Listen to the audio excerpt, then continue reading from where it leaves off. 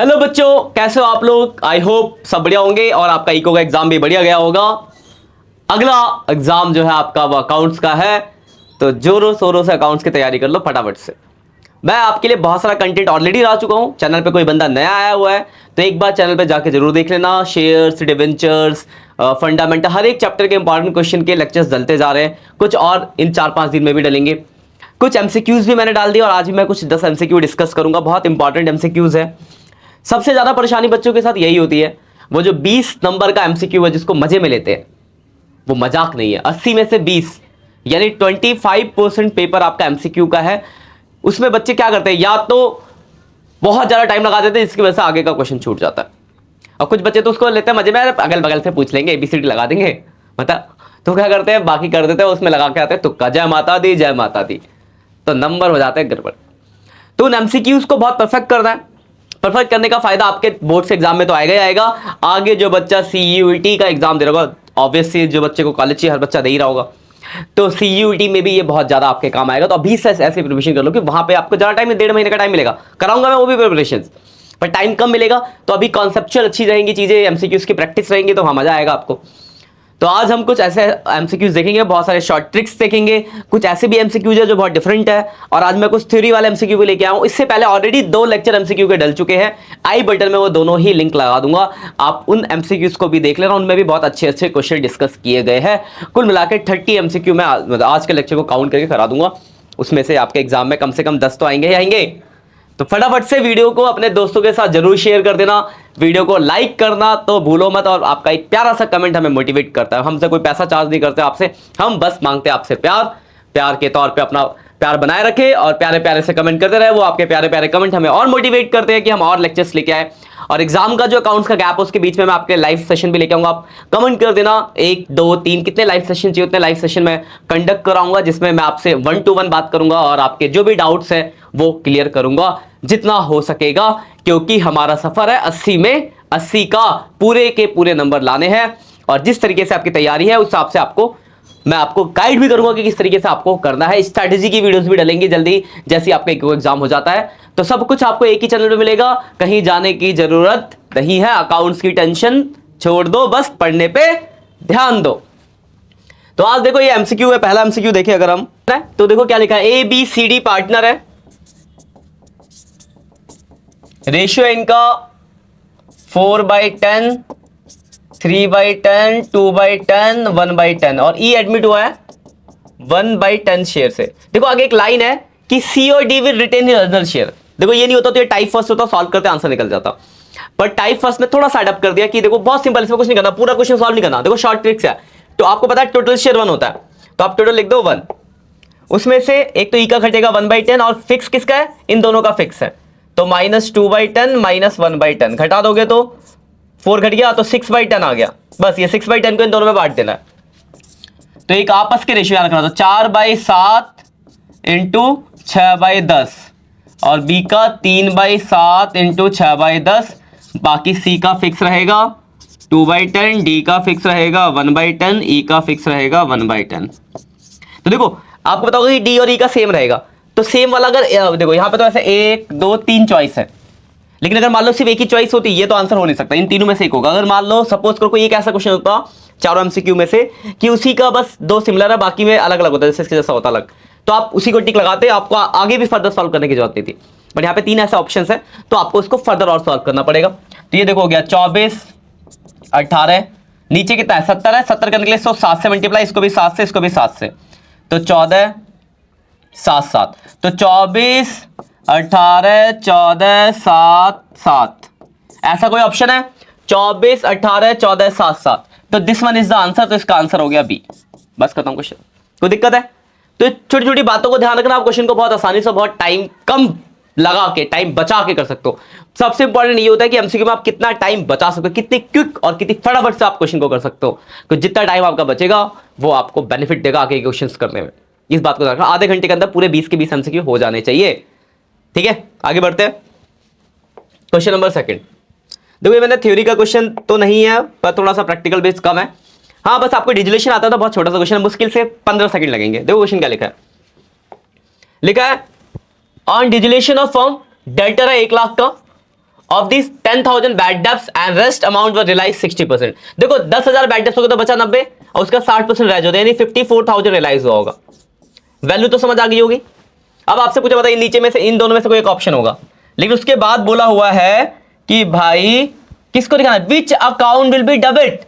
देखो जब assets realise होता है तो जनरल एंट्री होती है बैंक या cash account debit to realisation account, तो बैंक या कैश अकाउंट डेबिट ये ऑप्शन, तो इसका ऑप्शन हो जाएगा सी। खत्म क्वेश्चन।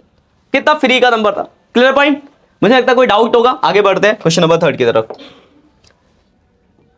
क्वेश्चन नंबर 3 देखो क्या लिखा हुआ, लिखा है A and B were partner, C join and, देखो ये बड़ा ट्रिकी और बहुत बड़े क्वेश्चन है। एंड दे डिसाइडेड, देखो क्या लिखा है, A share will be half of B, A का शेयर जो है बी का हाफ है, मतलब जो भी बी का शेयर होगा उसका 1/2 होगा ए का शेयर, बी ए का शेयर 1/2 बी का, and C share will be 1/3 of A, और सी का जो शेयर होगा वो ए का 1/3 होगा। तो देखो आपको एक बात समझ कि सबसे बड़ा बी का शेयर होता है, ऐसा ऑप्शन कौन सा जिसमें बी का सबसे बड़ा, तो वैसे तो सारे दिख रहे हैं, लेकिन डिवाइड किसमें हो सकता है, जैसे आप ध्यान से देखो लिखा है ए का शेयर 1/2 है बी का, तो कौन सा है जिसमें 1/2 है, वैसे ये तीनों चारों ऑप्शन दिख रहे हैं। आप लॉजिक लाते हैं दूसरे का, सी का शेयर विल बी 1/3 ऑफ ए, सी का शेयर जो वो ए का 1/3, ए का 1/3, देखो इसमें 1/3 करेंगे तो ये नहीं आएगा, इसमें 1/3 ये रहेगा, इसमें 1/3 ये नहीं होगा, मतलब एक दिख रहा है आपको लॉजिक। देखो ऐसे आप लॉजिक लगाओगे। अब देखो अगर मैं इसमें अप्लाई करूं, इसका आंसर डी है।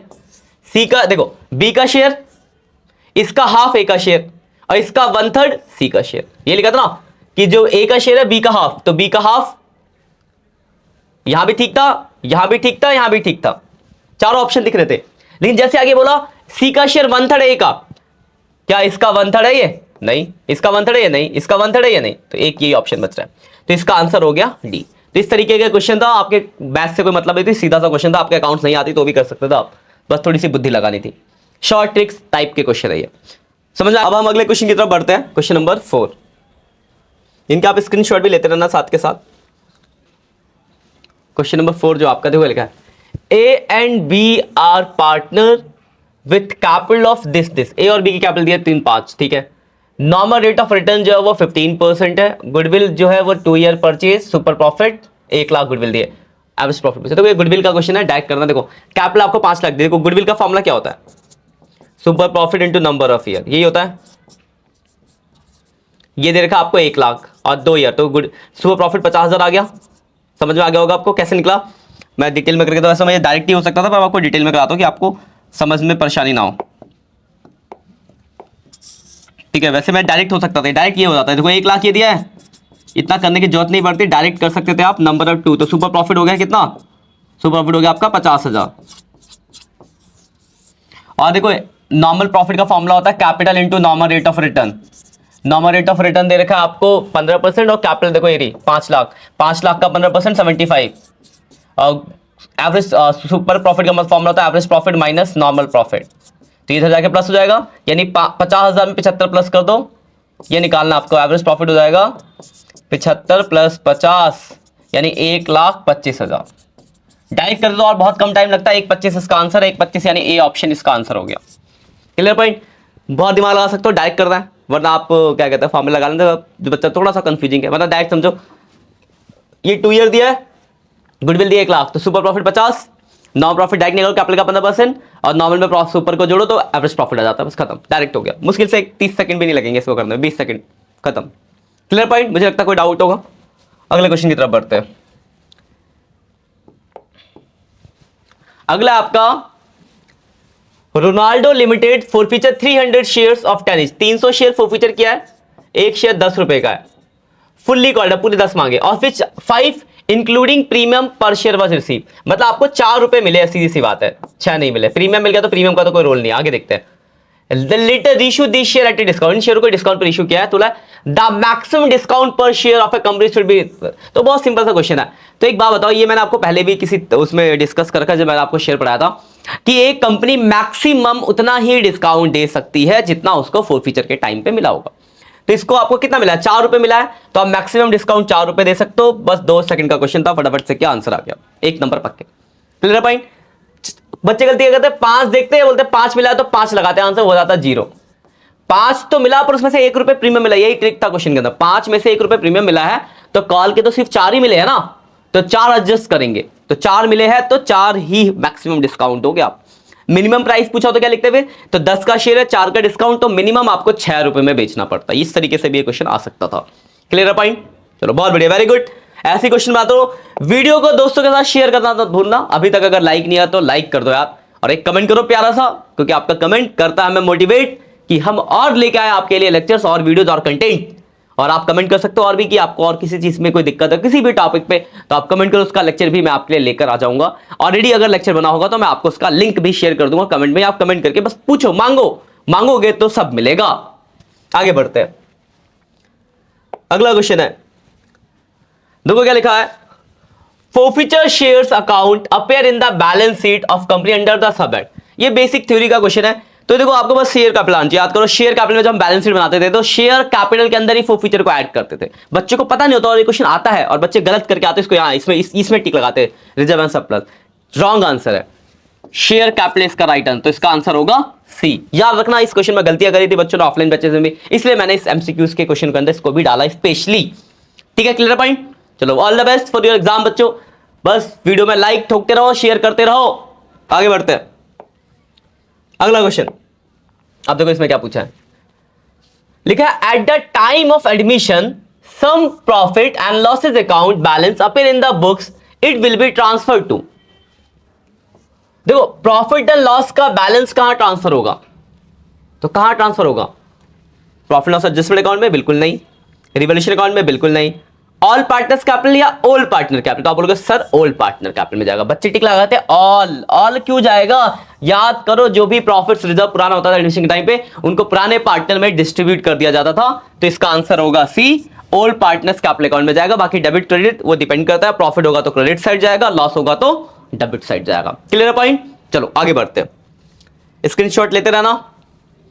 ये एक प्रैक्टिकल बेस्ड क्वेश्चन है, देखो जरा देखते हैं क्या बोला इसमें। देखो लिखा हुआ है कि ए बी पार्टनर थे, उनकी एक कैपिटल थी, ठीक है। सी इज एडमिटेड, ए और बी पार्टनर, उनका रेशियो तो दिया नहीं है, रेशियो ना दिया तो क्या होता है? इक्वल, ठीक है। कैपिटल ऐसा नहीं कि कैपिटल से रेशियो, कोई कैपिटल दे तो बच्चे कहते हैं कैपिटल का रेशियो आता है कि भाई 3 और 2 रेशियो होगा, ये करते गलत, ठीक है। इफ पार्टनरशिप डीड में रेशियो मेंशन ना हो तो उसे हम लेते हैं इक्वली, तो इक्वल लिया जाएगा, ध्यान रखना। तो इसका ये कंफ्यूजन था, बच्चे इसके साथ गलती की। हमने ऑफलाइन बच्चे में जब दिया क्वेश्चन को तो बोला सर कैपिटल तो 6 लाख और 4 लाख है, तो रेशियो 3-2 होना चाहिए। जैसे ही करा क्वेश्चन खत्म, मिल गया अंडा, इसलिए दिया क्वेश्चन यहां पे। इसको लिखा सी एडमिट हुआ 1/5 शेयर से और लिखा ये एंट्री। तो दूसरी गलती जो बच्चों ने करी, इस डब्बे का ध्यान नहीं दिया, क्योंकि आपसे तो पूछा है न्यू प्रॉफिट शेयरिंग रेशियो, तो ये किस काम का है? ये पहला टाइप लगाया और मिल गया फिर से 0, क्योंकि इसका भी कोई काम है। ये क्या है? ये गुडविल है, और गुडविल के 2 लाख रुपए जो वो लाया वो दोनों को इस रेशियो में बांटा गया। इट्स मीन कि गुडविल किस रेशियो में बढ़ता है? तो सैक्रिफाइसिंग रेशियो में बढ़ता है ना। तो ये क्या हुआ इनका? This is sacrificing ratio. क्या बना इसका? तो 2, 3 और 2, 4 दुनिया 4 तिया 12, मतलब जो सी का शेयर है 3:2 में दोनों से मिला। बस ये लगेगा टाइप फर्स्ट नहीं, टाइप 5 लगेगा। अब इसको सॉल्व करके आंसर निकाल देना, वैसे मैं निकाल के दिखाता हूं। सरेंडर जो हुआ, देखो 1/5 का 3/5, 1/5 का 2/5, मतलब ए ने दिया 3/25, बी ने दिया 2/25। बस कुछ नहीं करता, ए का शेयर था 1/2 माइनस 3/25, बी का था 1/2 माइनस 2/25, और सी का शेयर तो दोनों को जोड़ दोगे तो 1/5 ही आ जाएगा। 1/5 पे बोल दो 5/25, ठीक है ना। इसे सॉल्व कर लेते हैं, जरा रंग बदल देते हैं, रंग बदल के 25 नहीं होगा, 50 होगा बिल्कुल। ये दूसरे के 2 ही है।